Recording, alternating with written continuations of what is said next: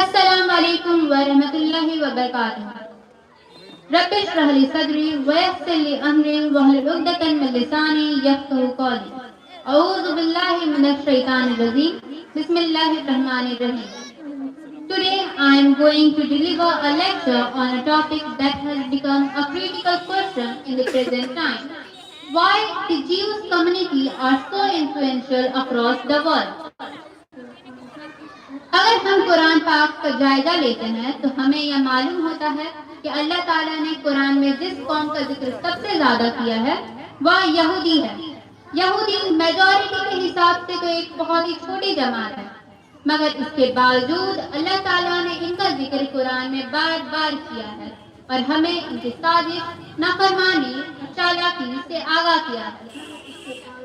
آج ایک طرف جہاں یہودیوں کی تعداد ورلڈ پاپولیشن کے حساب سے 1,60,00,000 یعنی ٹوٹل ورلڈ پاپولیشن کا 0.2% ہے، جبکہ دوسری طرف مسلمانوں کی تعداد 1,80,00,000 اراؤنڈ 2 بلین یعنی ٹوٹل ورلڈ پاپولیشن کا 25% ہے. اور ان کے احاطے میں تو تقریباً 57 کنٹریز بھی ہے جن میں چند ویل ڈیولپڈ ہے. اور دیکھا جائے تو یہودیوں کے پاس تو محض ایک چھوٹی سی کنٹری اسرائیل ہے. But still, despite being small in numbers, the Jewish community manages to hold such a strong presence in all the fields like education, science, technology, business, medicine, law, and many more.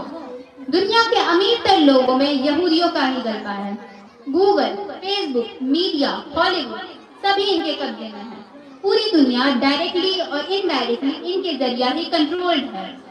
And the truth is that their influence does not come from any hidden power, but from a culture built on education, discipline, and unity. آج یہودی ہر جگہ dominate کر رہے ہیں اور وہ ایسا کرنے کے لیے محض 3 بنیادی اصولوں پر عمل کرتے ہیں.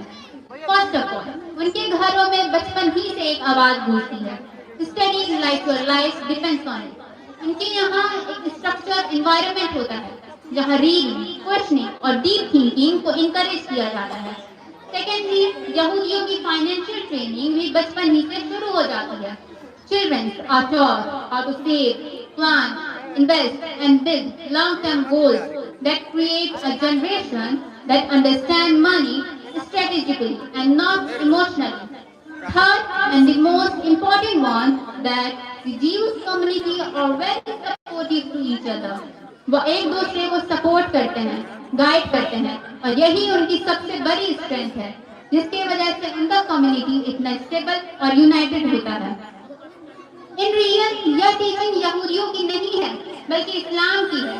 مگر آج وہ قوم جنہیں ایک وقت مارا گیا تھا، ستایا گیا تھا، ان کے ساتھ تو جینوسائیڈ بھی ہوا تھا، اور آج اسی قوم نے ان ٹیچنگز کو ہم مسلمانوں سے بہتر طریقے سے اپنایا ہے.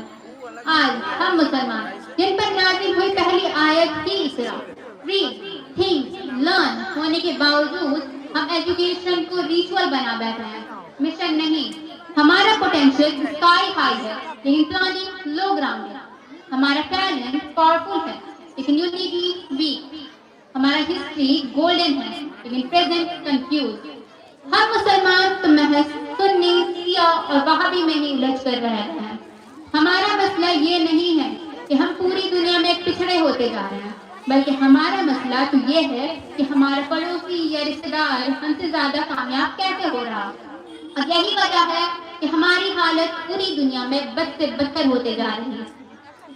My question is that why can't a Muslim youth become the next top scientist? Why can't a Muslim woman become the next leading innovator? Why can't Muslim community dominate education, business and technology? Of course they can, if they choose to.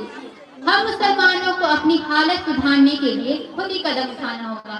ہمیں ڈر، حسد اور بہانوں کو ترک کرنا ہوگا.